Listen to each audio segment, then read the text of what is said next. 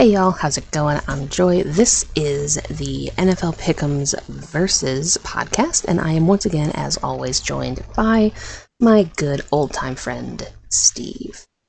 Hey Joey, how's it going? Not too bad. The day has been a day. The week last week was so much better than weeks 2 and 3 combined, and that's not even a joke because I only won 11 games in weeks 2 and 3 combined, and in week 4 I won 10. So yeah, it's definitely an improvement. A marked improvement for you. Huge, yeah. Much needed, but it didn't really do a whole lot as far as the standings go, unfortunately. So taking a quick look at that, our alone games and our unanimous decisions didn't change any because we didn't have any actually last week as far as I know. So that's very good. So in the standings, we have SDS up top with 40 and 24. Draz, after his, as he put it, abysmal week, went 36 and 28 so far. Owl is firmly in third with 35-29. John, Buff, and Beegers are tied at 34 and 30. Myself and Papa Agron have 33-31. Steve has 30-34. Yeah. And then Troll and Rev have 29-35. All right, so what a week it was. Let's go ahead and review what happened in week 4. Starting off with our game of the week. What would you have after everything was all said and done? What game of the week was? I would have to say my opinion, it would have to be the Atlanta-New Orleans game there myself there. That one, I will say, yeah, that one was very, very fun. I really, from a fantasy football perspective, it made me very happy because apparently his name is Young Wei Koo. I've been pronouncing his name wrong for years, and I apologize, but also it's pretty funny. But he was my leading scorer on fantasy up until Derrick Henry came into play. So having my kicker be the leading scorer was honestly hilarious, and I'm really happy that he kind of made his mark a little bit as one of the prominent kickers for me in the league. I think that he's always been kind of unsung. You know, you don't hear him being talked about quite as much. So even though I did get that one wrong, it was one heck of an exciting finish. So good on them. For me, to the surprise of probably nobody, I am going to take the absolute shootout that Seattle and Detroit had as my game of the week. It was definitely electric, and per the usual, their defenses did not show up. Which, I mean, that's kind of what you expect when Seattle and Detroit play each other. But there were a few cool things that I noticed in this. One, Kenneth Walker's foot out of a tackle was absolutely amazing. I really do like Kenneth Walker as a runner. I think he's got tons of potential to be a number 1 back, in my opinion. Amon-Ra St. Brown throwing a touchdown to Jared Goff. Amazing. Ben Johnson, you are a madman. And then David Montgomery just being an absolute beast and telling the defender to sit down. I thoroughly enjoyed that. And then also, Jared Goff made history as being the only perfect quarterback. He went 18 for 18 for 292. I memorized that stat. I don't even have it up in front of me. 292, 18 for 18. It was an amazing, amazing game. And actually, there's another stat. He has more touchdown receptions than the high-profile receivers of the league at one.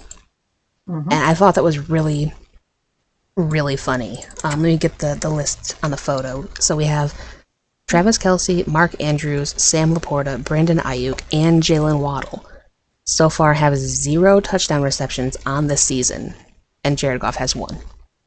So that is absolutely hilarious to me. Yeah.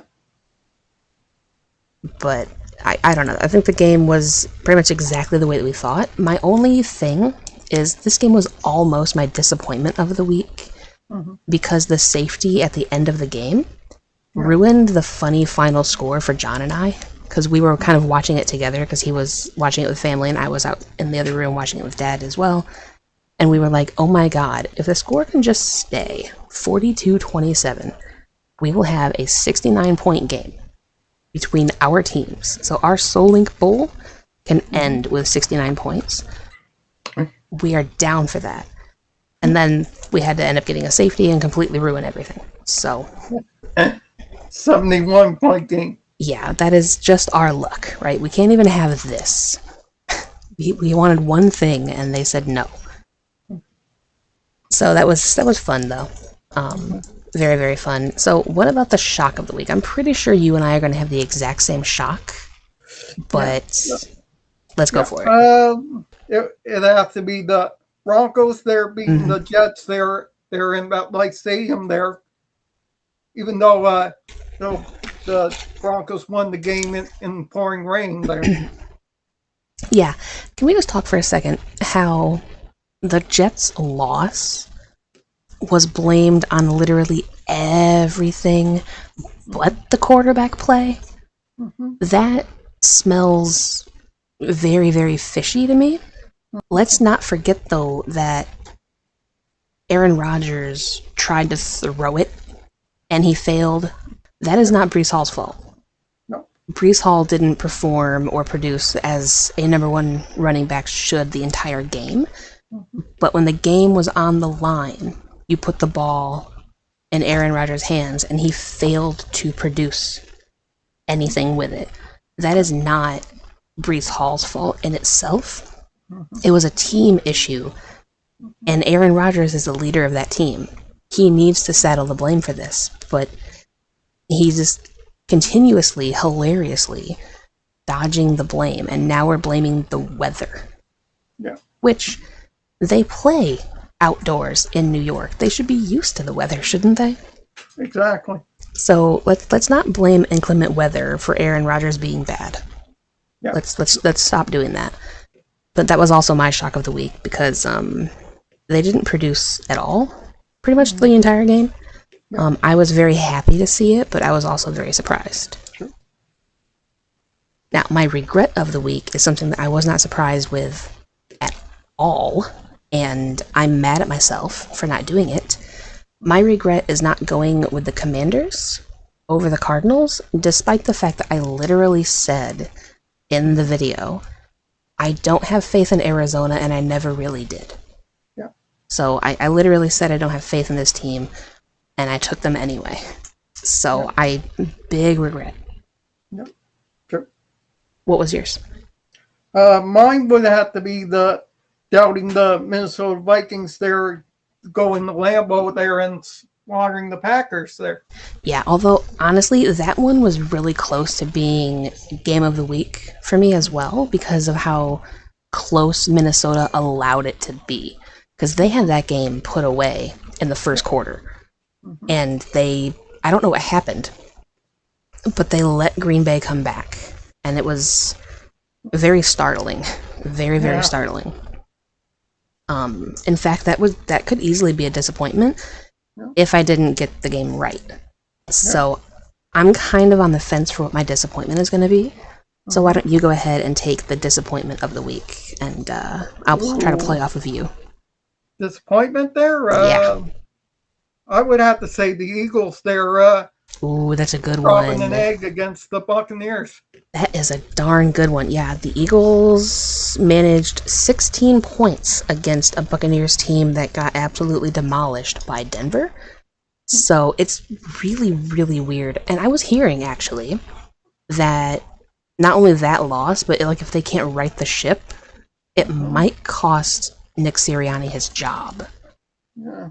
Because it's either going to be the coach or Jalen Hurts, and they're probably going to side with Jalen Hurts. So, Sure.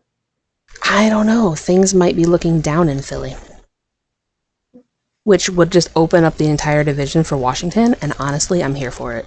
I would love for Washington to do well. For me, I have two things that are disappointments. One, Okay.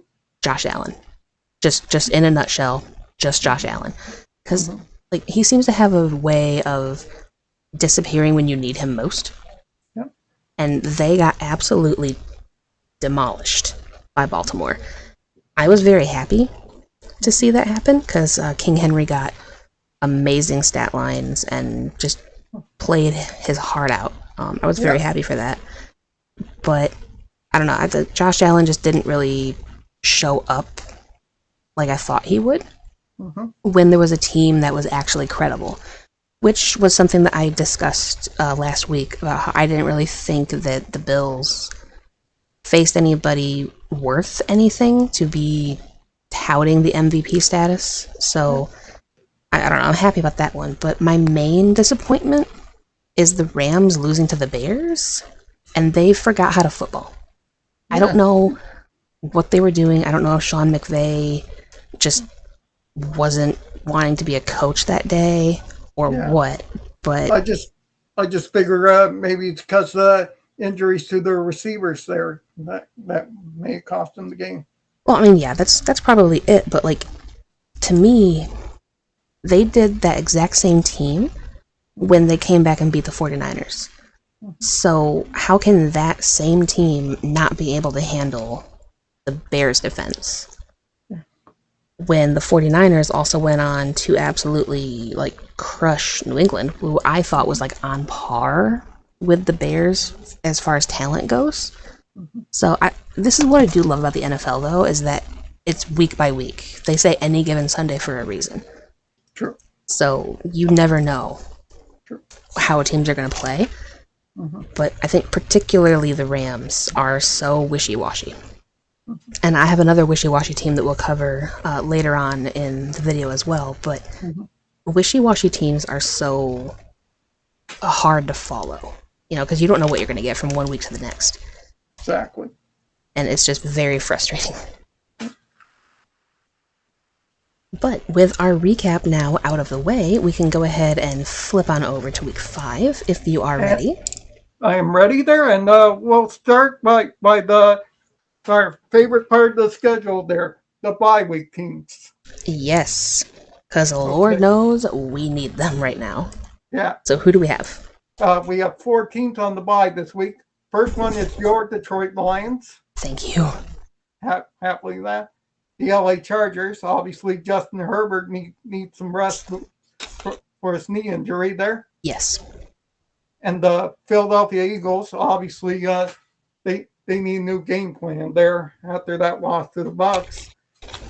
And of course, and finally the Tennessee Titans, who've come off that huge win against the Dolphins there. Thank you, Mason Rudolph. That was another thing I wanted to talk about in our recap. Yeah. I asked last week if Will Levis could just stop being himself for a few minutes and actually play the game well. And then he gets hurt. And I'm like, this isn't what I meant. I didn't mean for you to get hurt in a way of stop being yourself. I just wanted you to play well. And it turns out he's just like, no, I'm just not going to play at all then. It's like, well, okay.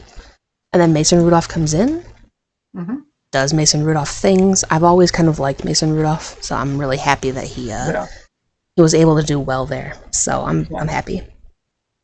But also a point on the Eagles, they have some injuries on the wide receiver position. So this bye week definitely came in clutch for all 4 teams. Now, are we ready to get into the games of week 5? Absolutely. All right, first up we have the Tampa Bay Buccaneers going to the Atlanta Falcons in our Thursday night football game. Yeah, this one's a big divisional rivalry there. Yes, it is. Yeah. Obviously, two redemption quarterbacks there at the helm with Baker Mayfield and Kirk Cousins there. Yeah, I think Kirk Cousins has more of a redemption arc this year since Baker's kind of been there for a little bit already. But at the same time, like they both have something to prove here, I think. Exactly. Especially with the recent comments that Baker has made that kind of got him in not really a little bit of trouble or hot water, but kind of a bit of a head tilt Mm-hmm. So I'm curious to see how he'll respond for this week. True. For me, I'm going to go with my specialty for this game. There, it's going to be the 3-point or less one, and I'm expecting your favorite fantasy player, Hung Wei Koo, to kick the winning field goal there for the Falcons there to beat the BUCS. Young Wei. I love him. He's so fun. I'm in agreement with you. I'm taking the Falcons, honestly, against my better judgment, because I'm falling for the trap that I always fall for. Mm-hmm. But here's why. The Falcons, to me, have been consistently close all year.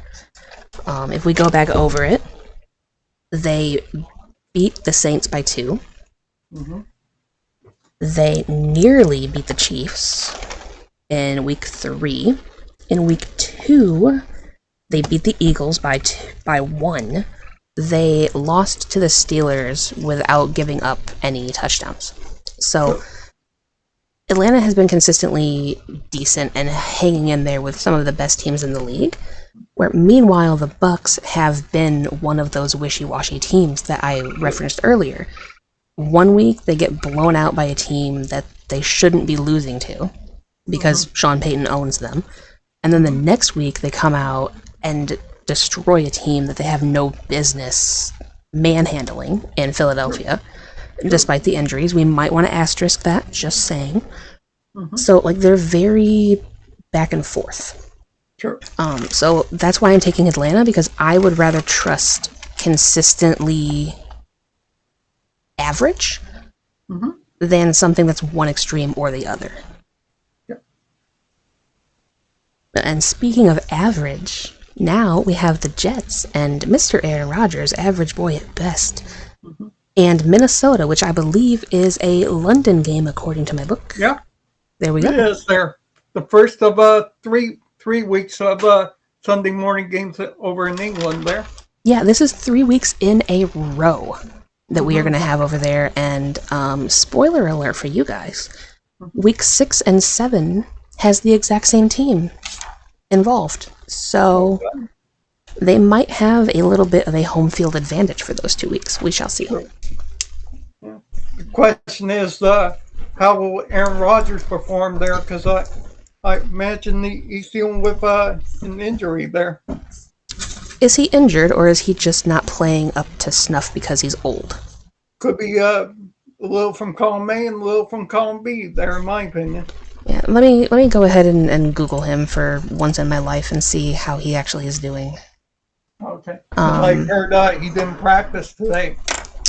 Yeah, let me see. Aaron Rodgers.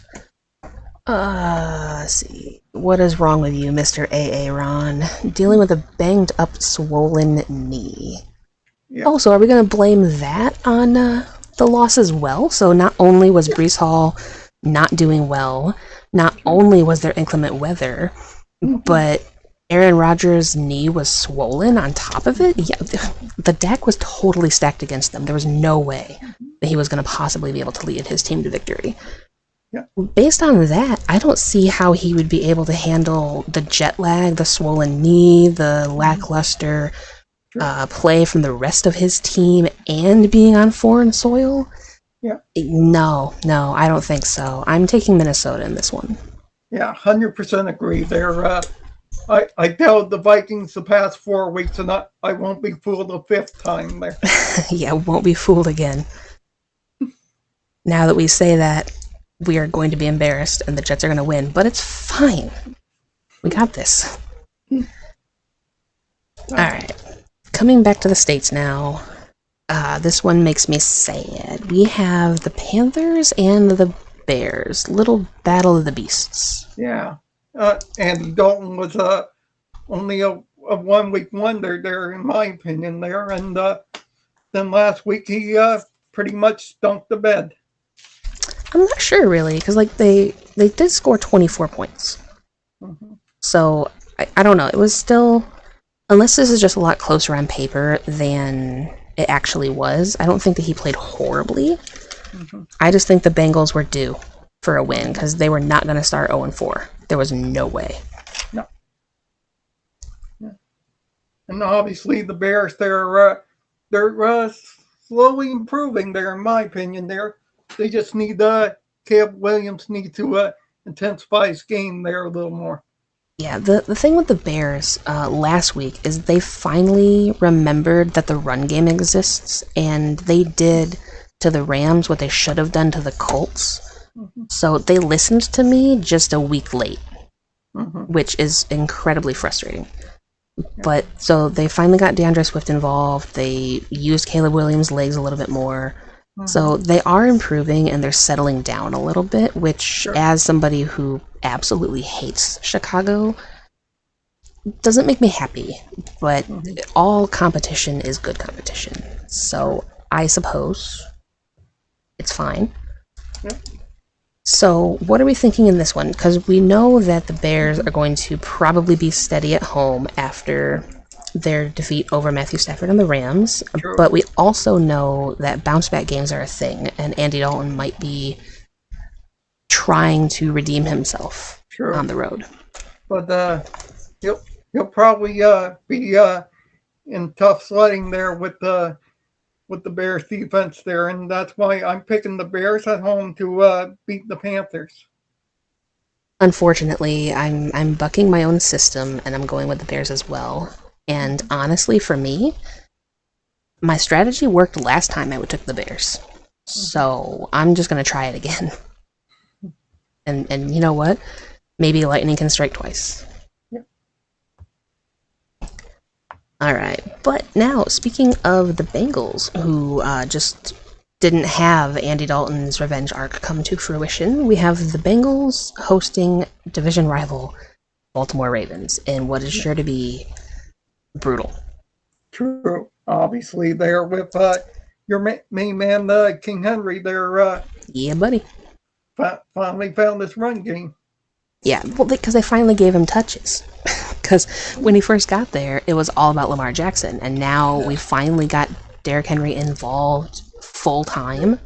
Yeah. And this is what can happen when you put the ball in his hands. Yeah. Question is, can the Bengals defense handle that there? I don't think so. I think they're going to struggle. So I think we're in agreement here, and we're both going to take the Ravens on this one. Absolutely. Yeah. Have we had a split yet? I don't think we have. Not yet, no. Okay, cool. This is the first game I think we actually have a decent chance of splitting. We have the Dolphins going to New England. True. Obviously, the Panthers are a mess there ever since they lost Tua to a concussion there. Yeah, the Dolphins. Yeah. So, but for me, they're this one's going to be a no-brainer for me. They're Patriots need a bounce-back game. Their Bridgewater needs to step up there and prove that he deserves to be the number one quarterback in New England there until Maine gets ready to take over the duties there. Yeah, I think that New England is very smart to hold Drake May back a little bit because Jacoby Brissett got absolutely killed by the San Francisco 49ers defense. So you don't want to risk Drake May's career this early. So hopefully they don't throw him out there. And on Miami's side, I was disappointed in Huntley because I talked him up. And again, maybe it was my jinxing powers. I'm sorry, Beakers. Maybe it was that. I talked up Huntley because I really like Huntley as a solid backup QB. And then he just didn't do anything against Tennessee. So you said that New England needs a bounce-back game. I say that Tyler Huntley needs a bounce-back game. So I am going to go ahead and take the Dolphins in this one. So we do have our first split. Yeah, we do. Much like I was kind of expecting.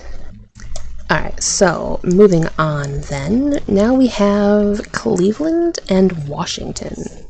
Yeah. I mean, Cleveland is starting to get horrible there. They're a dumpster fire from management to quarterback. They are a dumpster fire, and I feel bad for the coach because I don't think the coach is bad. I think that the coach was given a bad hand to work with. I don't think that Cleveland is going to be good until that quarterback is gone and his contract is gone. Exactly. And obviously, the Commanders, their young quarterback there is proving us all wrong there. Yeah, Jaden Daniels is really starting to come into his own, and I'm here for it. I absolutely love seeing his abilities actually on display. A lot of people were questioning how he would be able to handle the NFL, and I think after a shaky start, he wasn't horrible. So, who do you have in this matchup? I'm going to take the Commanders at home to slaughter the Browns. I hope it is a slaughter. I really do. I don't say that often, but it would make me very happy. And I'm in agreement with you. I am taking Washington. So speaking of slaughter, the entire season pretty much, Jacksonville, they will be hosting division rival Colts, who may or may not have Joe Flacco starting, and I may or may not be mad that I didn't know he was there, and may or may not have regretted not going with the Colts last week. So a minority amount of people didn't know Flacco's with the Colts. I'm guilty of that myself there. Yeah, like when I seen Anthony Richardson out, I was like, okay, well, that explains things. Wait a minute, how are they winning? And then they scroll Joe Flacco's name. I'm like, well, frick, that explains everything. Oh no. Yeah, there you go. God dang it. You know, he's so used to beating the Steelers, he just happened to show up and do it again. It's like, dang it, Joe. Yeah. It's like you came from out of the blue there. Yeah. I love Joe Flacco, though, which is, I was talking to Dad about that, actually. It's really weird, because I didn't like Joe Flacco for a very long time because of his contract in Baltimore, where it was so much money that they gave him that they couldn't afford other pieces. And I said when they gave him that contract, you guys are not going to make the playoffs next year. There's no way. And I was right about that, which was one of the things that kind of made me want to start doing kind of what we're doing, because I was like, wait a minute, I actually do know something. This is cool. So I thought, you know, I can kind of transition that, what I did as a hobby, into what you and I are doing now. So in a weird way, I can kind of thank Joe Flacco for all of this. Thank you, sir. That is a weird... We have another. Yeah. Father Joe. Thank you. Yeah. But, so anyway, getting back on task here, the Jaguars have not looked good. They are the only winless team of the league left. True. And do we see them going 0-5, or do we think that divisional games being crazy the way that they are, they can somehow handle Jonathan Taylor and Michael Pittman Jr. and potentially Father Joe? So, like, what do we think out of this game? I would like to see Trevor Lawrence get his first win, but unfortunately it won't be this week. I see the Colts and Mr. Flacco, they're putting the boots to the Jags. Yeah, unfortunately, I'm in agreement. Now, I wouldn't be surprised at all if the Jaguars do end up winning this one, because again, divisional games, anything can happen, and they do need a win. As much as I would love for a team to go 0-17, I don't think Jacksonville is going to be that team. No. And so they're going to figure it out eventually, and I think maybe it'll happen when they're on their secondary home turf. So we'll see in the future weeks how that goes. But for this one, I am in agreement, and I'm taking Indianapolis as well. Sure. Now, this next game, I'm fully expecting a split with you on. We have the Buffalo Bills going to Houston to take on the Texans. Buffalo needs a bounce-back game, and Houston needs to look strong. So this is going to be a very interesting game to watch. This is going to be the surprise game of the week, in my opinion, there. Yeah. Two great quarterbacks, in my opinion, there, with Josh Allen and C.J. Stroud there. Yep, and here's kind of what the story is probably going to be about. It's the Stephon Diggs revenge game. Exactly. So I'm very split because for me personally, I went with Houston to win it, True. kind of forgetting about the revenge aspect. True. And so I want to be wrong because I want Stephon Diggs to lose to his former team because he was the problem. True. So I would love for Josh Allen to run up the score and actually destroy Houston. Yeah. But after what Buffalo did last week, I kind of have to trust the younger team and True. the upstart and the chippiness that Houston has. Exactly. Yeah. For me, there this one was too close to call there, in my opinion. So what I did as a tiebreaker there, I laid two treats down the floor and let my cat pick the paper with the right one there, and I'm going with my cat there and say the Buffalo Bills on the road will beat the Texans. So me and your cat split technically. Yeah, exactly. if I'm wrong there, it'll be my regret of the week. Yeah, well, it is on, Kitty. Let's see who gets this one right. Game on. Oh, well, this one, honestly, I don't know. We have the Raiders and the Broncos. It's just, These are it's a game. teams with question marks beside them. Yeah, exactly. Like, it's, you know that meme of that guy with just question marks all around his face? Mm-hmm. That was me. That was me trying to decide what I was going to do. Because I don't know. Like, Denver is another wishy-washy team. True. Some weeks they're coached extremely well and they can dominate a team like Tampa, who's, arguably one of the better ones that we have. And then other weeks they just get absolutely destroyed. So, True. And then the Raiders, I don't think the Raiders know what they're doing. Exactly. As we discussed before we record, their wide receiver Devontae Adams wants out of the team there. Right. So now you have a disgruntled player on the team as well. Is he disgruntled enough to the point where he's not playing this week, or is he going to still try to stick it out until he gets a trade? Yeah, hard to say there. Yeah, that's one of the things that I'm kind of curious about. I don't know if that's something I can actually look up. So for me this week, I'm going to go with the Broncos at home to beat the Raiders. I am in agreement with you. This was one of the ones I kind of thought we might disagree on, but I'm going to trust in Sean Payton over whatever kind of a mess the Raiders have going on right now. Yeah. Okay, this one, we have the Cardinals and the 49ers in an NFC West division battle. Ooh, another divisional rivalry game here. They love to give us these. They really do. Yeah. Obviously, they're, I don't know where the Arizona Cardinals have been lately. I was expecting Kyler Murray and Marvin Harrison Jr. to come out guns blazing, but apparently they were mild last week against the Commanders there. Yeah, they were. It was not even really close. I remember what was the final score? It was 42-14. Yeah. I think I seen it at one point. It was 42-7. Yeah. And so their final 7 was just pity points, I think. True. So yeah, Arizona is kind of in some trouble, I think, for me. And it's not going to get any easier there against Brock Purdy there. Yeah, which I'm trying so hard to refrain from saying things that I want to, because I don't want to jinx my guy. Sure. But he's doing everything that he needs to do, and I will just put it as such. Well, for me, I'm going to go with the Niners at home to beat the Cardinals. And I am in agreement with you for a variety of reasons that my jinx will not let me say. Mm-hmm.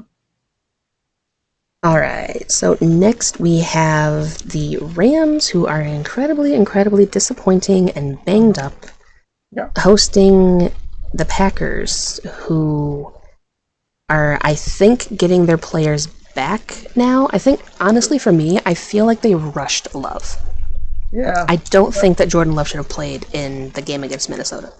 True. I would have rested him one more week there and start him off with a team that's real weak in the Rams there. Right, like, because arguably the Rams are an easier team than Minnesota. They're definitely softer, and so I think that being Jordan Love's first game back would have been a much smarter decision, and we can just eat the L if we have to, with Malik Willis going against the Vikings.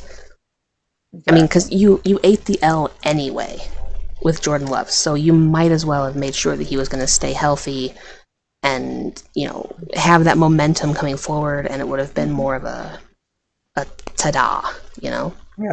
I mean, maybe they wanted him out there because they were at home. Yeah. But I don't think that was a good decision. Yeah. But for me, I'm going to go with the Packers on the road to slaughter the Rams there. As much as I want to do FTP Spite, because it's fun, I think right now I'm feeling a little bit more spiteful towards the Rams for letting me down as much as they have. I'm going to go ahead and take the Packers as well, just because I think that they're getting their players back healthy, and that's going to be very important, and it comes down to the injuries for me, and the Packers have less injuries than the Rams do, and unfortunately I think that they're going to win, much to my chagrin. Alright, next we have the Seahawks, who play their butts off on Monday. It's a short week for them, but it's okay, because they are hosting the Giants. Yeah, this one I think will be in unanimous agreement with there. Yeah. Because obviously Seattle's played their hearts out on Monday. They came up short against your Detroit Lions there. That's okay. It happens. It happens to the best of teams. Just ask Kansas City from last year. Yeah. And obviously the Giants, they're going nowhere this season there. So obviously we're going to have 100% agreement there and take the Hawks at home to slaughter the Giants. Yeah, you and I are definitely in agreement. I don't think this is going to be a unanimous decision pickems wide, because people do tend to like going for the upsets. But also, I will say, I don't know about the Giants kind of going nowhere, because they surprised the Browns, and they hung in with Dallas. Now, admittedly, that's more about how kind of bad Dallas is, but the fact that they only lost by 5, and it was a lot closer than it should have been. True. But yes, I'm taking the Hawks. Alright, and then Sunday Night Football, speaking of Dallas, I'm going to hate this game so much. We have the Cowboys going to the Steelers. I'm already hating myself. Yeah. Obviously, this is a kind of quandary game, another quandary game for me there, because obviously Dallas does good on the road than they do at home there. Which is the exact opposite of last year. So, that's another one. Dallas is another wishy-washy team, now that I think about it, because you don't really know what they're going to give you week to week, depending on where they're playing. True. And same with the Steelers. The Steelers' defense shows up when it's, a weak team, and then they face somebody like Joe Flacco, and all of a sudden they just disappear. Yeah. So I don't really know what to expect out of this game, except to expect the unexpected. Yeah, for me, I did another pick for my cat there. I swear, if your cat and I split again, it is on. I have a new rival. Yeah, but you're going to be lucky this time, because he took the Pittsburgh Steelers at home to beat the Dallas Cowboys. Well, I have a new rival because I took the Cowboys. What the heck? Your cat and I we don't see eye to eye at all. I said to expect the unexpected with this game, and to me, the unexpected is Dallas plays well. So I'm taking the Cowboys. Yeah, because it's called this week there the cat's Meow. Yeah, that's a good one. I like that. Thank you, Steve. That's a good title. Kitty go meow indeed. Good lord. At least he picks games better than Dino. You know what? Yeah, at least he actually makes a decision. You have no idea how long it took me to get Dino to pick anything. So yes, at least your cat is decisive. I wonder what your cat would say about the Monday night game. Not that she would have to, or he would have to, but we have the Saints going to the Chiefs. Yeah. I think this one could be a sleeper for True. like Yes. an upset potential and just a really good close game. True. Obviously, as we discussed before we record, there these are two teams there. We feel there could possibly trade for Devontae Adams there because obviously the Chiefs need a wide receiver ever since they lost Rasheed Rice there against the Chargers there. Yeah, I've been begging Kansas City to get a number one wide receiver for a long time. I think that would help Patrick Mahomes and Andy Reid out a lot. Mm-hmm. You know, I think they're setting themselves up good in the future. Take the pressure off of Travis Kelce there. Well, yeah, because now that Travis Kelce is actually showing up to the game, now that Swift isn't, he can actually, produce. Very nice. It's good to see. It's amazing what you can do when you're not distracted looking up the press box every freaking 15 minutes. But anyway, I do think, again, I can see him going to New Orleans more than Kansas City, Devontae Adams, that is, because Kansas City and the Raiders are in the same division. True. And if the Raiders are not completely inept at their jobs, they will not let Devontae Adams go to a division rival. True. So I don't see that happening. I definitely see the Saints more as an option. True. Obviously, they're reunited with its old quarterback, Derek Carr. Right. Like, he actually likes Derek Carr. Mm-hmm. I don't blame him. But he actually likes Derek Carr. And so, it would be good to have him go down there. And he would be replacing Michael Thomas that they lost. They would have another number one. He'd be good for Chris Olave. True. And it would be nice. Take the pressure off of Alvin Kamara. Right, yeah, because your workhorse needs a break. Like, he's getting up there. We don't want to, run him out too much. But I think that, their offense is another one of those wishy-washy situations where they're either going to lose to a team like Atlanta or, blow out a team like Dallas. But again, Dallas is not good this year. So we kind of have to take that into account of, like, how good are the Saints really? Even though they did kind of put that baby to bed in week 3, I believe it was, when they lost to the Eagles there. Yep. How did they silence the doubters again? Yeah. There it is, because they dominated Carolina. Everybody was like, oh, well, it's just Carolina. Mm-hmm. And then they dominated the Cowboys at home. But in hindsight, now we're saying, yeah, but it was just the Cowboys. They're not good this year either. So there is a lot of, like, nuance to these things. Yeah. But either way, I think this game is going to be very fun. True. And probably flag heavy. True. Yeah. For me, this is going to be a real close game there. Probably I'll just say my specialty here for this one as well. Yeah, I can see that. Because, that's another thing, too, real quick, before we get into the actual pick. Mm-hmm. I said earlier that Atlanta has a habit of keeping games close, and they've been consistent with that. Mm-hmm. So is Kansas City. Kansas City has been very low scoring so far this year. Yeah. Exactly. Let me see. They 17-10, 22-17, 26-25. Mm-hmm. And then week 1 was 27-20. So, like, they haven't really been lighting it up. And when they have been, they've been letting the other team also light it up. So I think it's going to be very, very intriguing how they handle the Saints. Exactly. I'm going to go with Kansas City at home to beat the New Orleans Saints. I agree. But I would also really enjoy the Saints winning. Now that we got our picks out of the way, it's time to find out how our friends do on our picks. Yeah. First up of our friends' picks, we have John, who took the Falcons, saying Fantasy Spite, although he's not confident in it at all. We have the Jets, the Bears, the Browns, the Patriots, the Jags, the Strouds, Texans, Bengals, Broncos, 49ers, Seahawks, Packers, Cowboys, and Chiefs for the Kelce Thirst. Mm-hmm. And then moving on fourth, we now have SDS, who took the BUCS, the Jets, the Bears, saying, Panthers, please have me be wrong. The Commanders, Patriots, which is hilarious how he wrote that, Commanders, Patriots, back-to-back.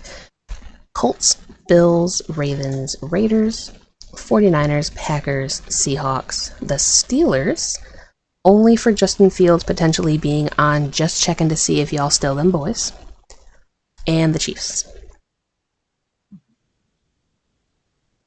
And then we've got Troll, who took the Bucks and the Jets. Then he took no one. Let's just go with the Panthers, though.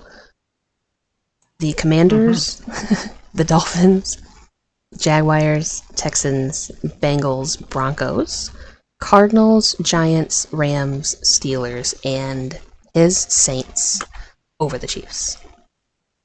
Okay. And then we have Buff, who took the Buffalo Bills, Atlanta Falcons, Chicago Bears, Pittsburgh Steelers, San Francisco 49ers, Denver Broncos, Jacksonville Jaguars, Seattle Seahawks, Minnesota Vikings, Miami Dolphins, Kansas City Chiefs, Baltimore Ravens, Cleveland Browns, and the Green Bay Packers. Followed by Papa Agron, Bucks over Falcons, Vikings over Jets, Bears over Panthers, it's a great game for sleep, Commanders over the Browns, Patriots over Dolphins, Colts over Jags, Bills over the Texans, Ravens over Bengals, Raiders over Broncos. This hot take is hard to swallow. 49ers over Cardinals, Seahawks over Giants, Packers over Rams, his Cowboys over the Steelers, and Saints over Chiefs because he's going to be spicy for Monday night. That is a very spicy hot take, and I'm here for it. And then next we have Biggers, who took the Bucks, Vikings, Bears, Commanders, the Patriots in the ugly game of the week, the Colts, the Bills, Ravens, baby, Raiders, 49ers, Seahawks, Packers, Steelers, very sad that he has to pick them again, and the Chiefs. And then we move on over to Rev, who took the Bucks, Jets, Panthers, Ravens, Patriots, Commanders, Colts, and Bills, Raiders, 49ers, Saints as well, Packers, Seahawks, and Steelers, Cowboys and whatnot, you know the rest. And then there's Owl, who went with the Falcons, just a gut feeling, went with the Vikings because the Jets have been lackluster and the Vikings are on a roll, the Panthers, Ravens, Patriots, Commanders, the Colts, it'll be an even match, but the Colts have the edge, Texans, Raiders, 49ers, the Packers for redemption after last week's loss, the Giants because the Seahawks are nothing special in his opinion, the Steelers, and the Chiefs in a close but competitive game. And then finally we have Draz, who took the Bucks, the Vikings, the Bears, the Commanders, the Patriots, Jaguars, and the Bills, the Ravens, Raiders, 49ers, Seahawks, Packers, Steelers, and Chiefs. So there's a lot of commonality with the picks, but right offhand, I didn't catch a lot in the way of unanimous decisions or alone games. I'm just happy that I'm not alone with the Falcons because that would have been disastrous. Exactly. And that is going to wrap up our Week 5 Pick Ems podcast. Yeah. Ooh. Obviously, thank you everyone there, and best of luck if you're playing your fantasy leagues there. Yeah, I am not looking forward to fantasy football this week. I have like 5 players that are on the bye, and so I just had to like throw random people together. I pulled Kirk Cousins off of waivers, and I signed him to be my QB because Jared Goff is on bye. So, true. Please don't let me down, Kirk. Yeah, and obviously hit the like and subscribe and turn on the notification bell for all future videos on here. And a big, huge thank you to all our fans who already subscribed here. Yeah, exactly. Without you guys, we really wouldn't be doing what we do in this way. It would still just be a hobby. Like I said earlier with my my thank you to Joe Flacco, like I wouldn't be doing this kind of thing if it wasn't for you guys being along for the ride and wanting to. So thank you as always for subscribing. Huge thanks to our members as always, Richard, Sandra, and George. But also, thanks for being here with me as always, Steve. And we will catch you guys next week for week 6. Crazy. Of the NFL Pick Ems Versus.